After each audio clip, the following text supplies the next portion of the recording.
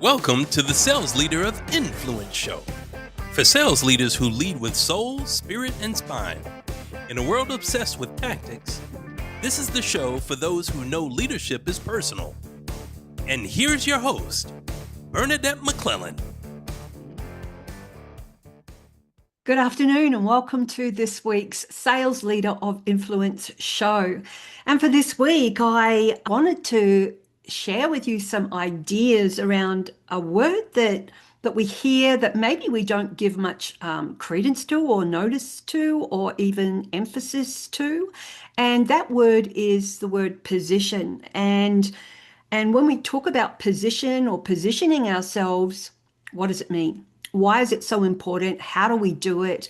Especially when it aligns with another word called opportunity, because we really do need to look around us today and think, okay, how can I optimize any or every potential opportunity that comes my way? The thing is, we need to be ready for those opportunities. You know, opportunities don't come knocking at our door all that often. And when they do, we have to think, well, okay, they're dropping in our lap. Are we ready to respond in the moment? Because if we're not ready to respond in the moment, that's when opportunities just disappear as quickly as they come. And so what tends to happen is we miss so many opportunities, and we miss them for lots and lots of different reasons. And one of the reasons could be that we're focusing on what perhaps isn't happening for us that we would love to happen. I've just done a training this morning with a group of sales people, and we've zoned in on a word called counterfactual, which means, can you see something that doesn't exist? And so basically what that means is we know what business we've won, we know what business we've lost, but what business has been out there that we didn't see. And as a result of us not seeing that business, it was just never on our radar. And that's what I'm talking about today as far as being positioned. So when we talk about positioning ourselves, we want to be able to be in the right state of readiness. So today I want to share a couple of different ways that we can be in this state of positioning, I guess. And so where this idea came from, where this thought came from as well, is that I'm preparing for something, and in preparation for this something, I'm thinking, okay, am I positioned? And it took me back a couple of decades to when I was in sales and Xerox, way back when we used to carry briefcases. Now I am talking the click the two buttons with the little combination lock, lift the lid briefcase. And then what would happen is we would sit in a circle, the team would sit in a circle, and a salesperson would have their turn in the center of the circle on the chair. And what would happen is people would, yell out or, say, have you got your pen? And you would open your briefcase and, yep, there's my pen. And somebody else would say, have you got a brochure on product X, Y, and Z? And you would flick through it. Yep, there's my brochure on product X, Y, and Z. Someone would say, have you got a copy of the service agreement? And if you didn't have whatever you needed, you had to say, it's in the car. And the reason for that exercise basically was because, you're thinking we're in different times then, remember, that if you were sitting in front of a prospect or a client and you had the opportunity to sign a deal and you didn't have a pen, or perhaps you didn't have the service agreement, or you were in a position where you could perhaps show a new product and you didn't have that brochure, then it was literally in the car, then you knew that you had just lost an opportunity. So from a positioning perspective, you were not positioned. to respond the right way, and potentially that opportunity would go to your competitor. So when we look, and even just the stock market, like even just the market, last Friday, week ago, my mentor texted and said, market's down, buy. So I had funds in that account, and it was the Friday night. And so I could have missed the market if I would have to have gone to another account and transferred money across. But as it was, I was able to just buy. So that's a case of me being positioned to take advantage of an opportunity. So whereabouts are you not positioned? Because positioning yourself, or any form of positioning, is power. Because when you have this power as a salesperson, if you're negotiating and you're not positioned, as I explained before, then you are negotiating from a place of weakness.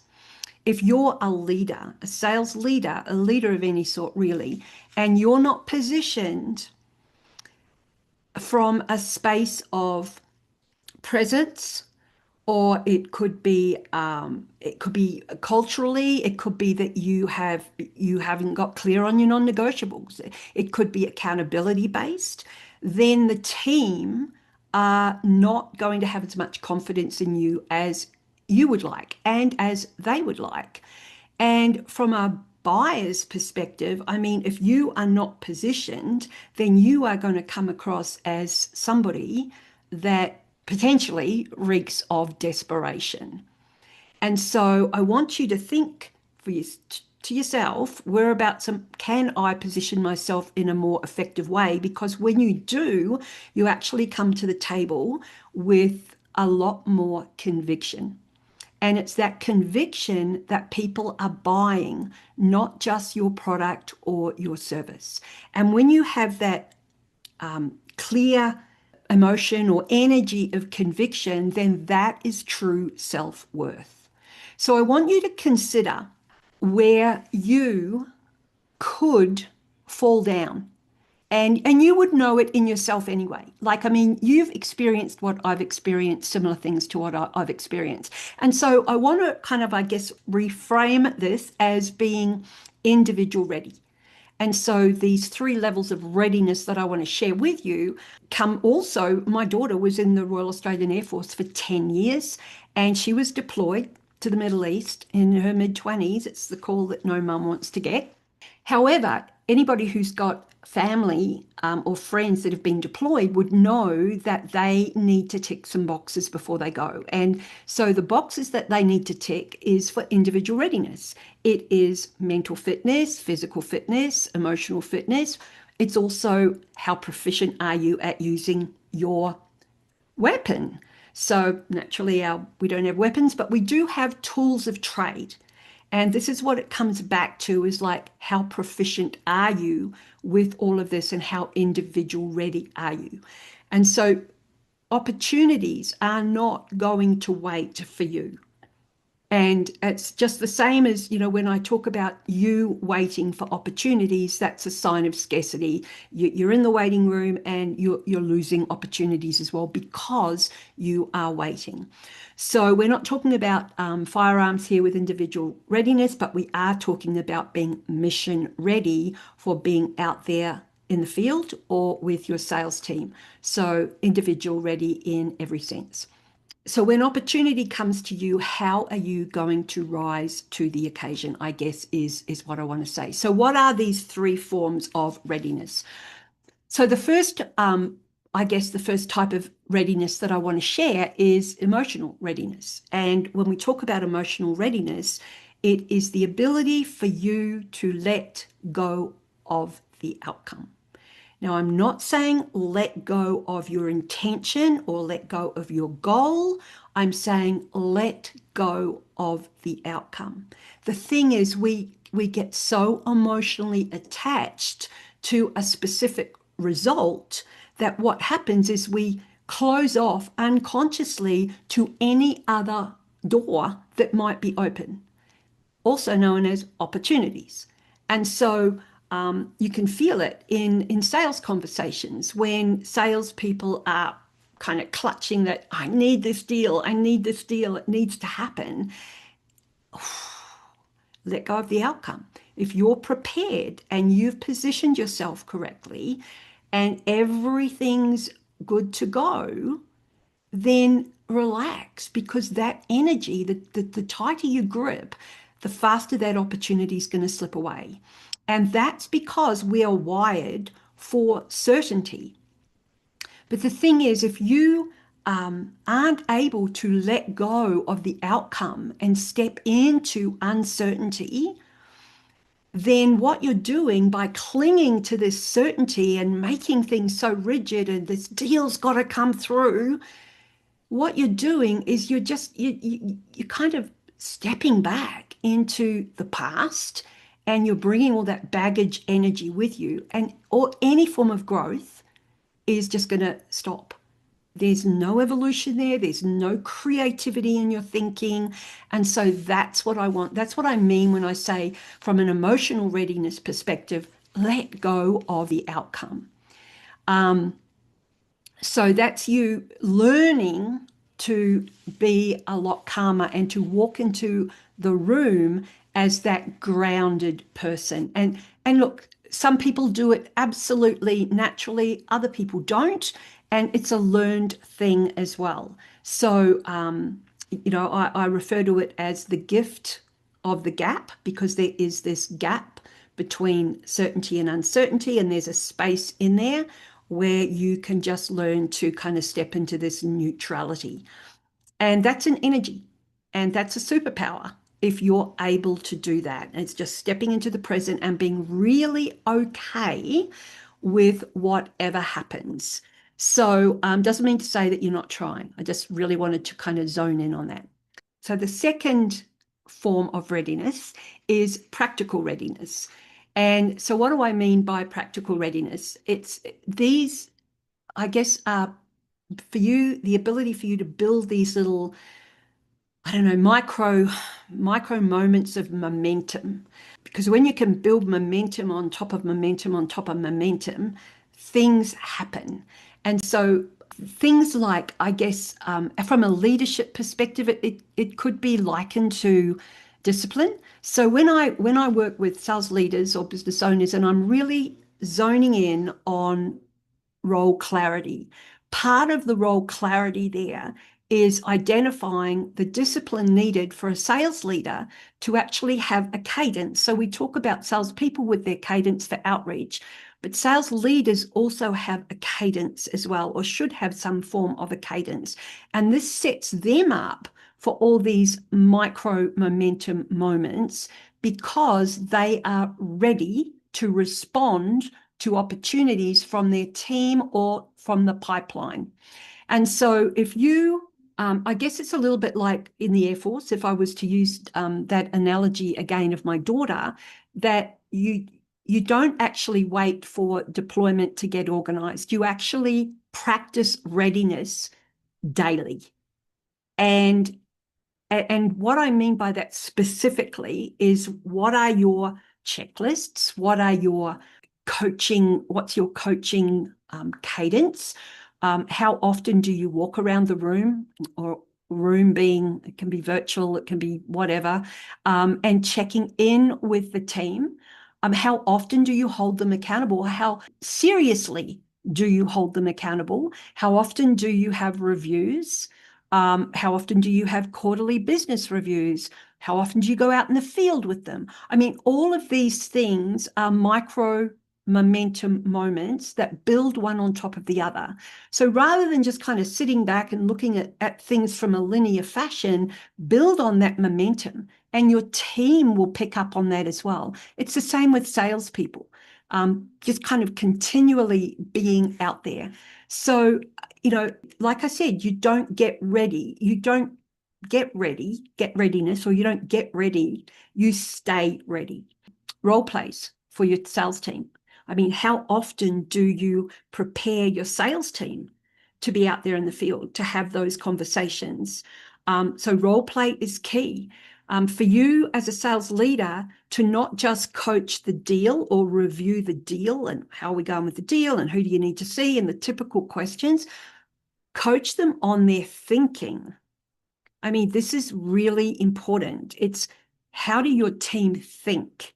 So have those reviews based on that. And once again, it comes back to the habits that I mentioned before. So we want you to step in with absolute certainty with your team if you are a sales leader. So once again, momentum, it's building, building, building.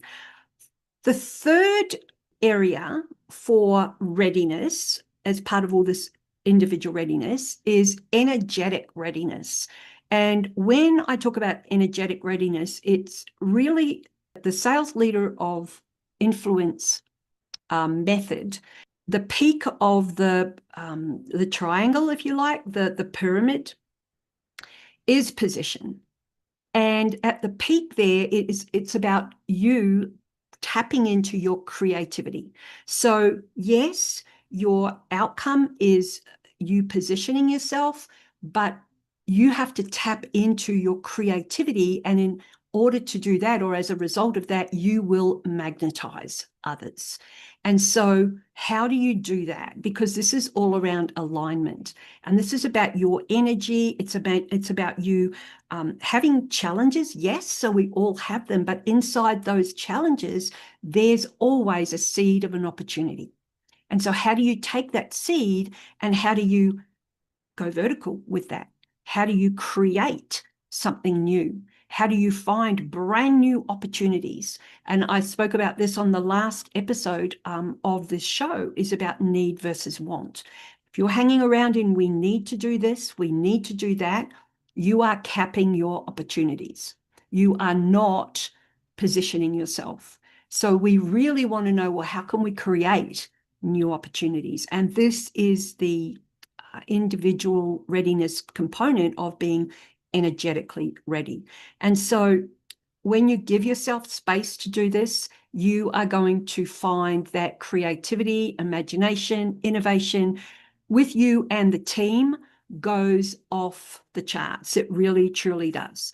So what I want you to consider is that the power of positioning yourself today is the opportunities are there. And all of us, me included, we really have to make the most of the time that we have and the opportunities that are out there and just simply position ourselves. So, that the Air Force doesn't wait for the skies to be nice and clear and blue like they are here today in Colorado, and we shouldn't either. So the same goes for markets, the same goes for leadership, the same goes for your sales, the same goes for our life. It's like, how can we be ready for those moments that are going to drop in our lap? And so it's really all about power in motion, and it's about leverage, and it's about readiness. And so I wanted to share that with you today, and I want you to consider asking yourself, whereabouts do you need to raise your level of readiness, whether it's emotionally, whether it's from a practical perspective, or whether it's purely from an energetic perspective, because all three are totally key. So if you are ready to lead from a place of alignment, I guess, or deeper alignment, I guess, outer advantage, I would really encourage you to go to salesleaderofinfluence.com and download right at the top, on the hero part at the top, there is a big button that says download Executive Insight Brief. And this is all around the new sales leadership paradigm, because things are shifting on such different levels today, not just academically, not just from an intellectual perspective, but from an energetic alignment perspective as well. And you really need to start to, I guess, understand the way that a lot of people today are shifting their thinking and their feeling when it comes to working in the sales and sales leadership space. So that insights paper is going to give you wonderful insights into how you can perhaps look at your role as a sales leader or an aspiring sales leader or a high potential in a different way. So download Sales Leader influence.com. So if you're ready to go further, then join the Sales Leader of Influence Accelerator. Jump on the, I won't say wait list, I will say momentum list, because we don't want to wait. That will be kicking off in November, and you'll see that on the Sales Leader of Influence page. So on that note, continue to lead with soul, lead with spirit, and definitely lead with spine. Have a great week, and we will see you this time next week. Bye for now. Don't forget to like, comment, and subscribe. Thanks for watching the Sales Leader of Influence show with your host, Bernadette McClelland. See you next Wednesday live at 5 o'clock Eastern.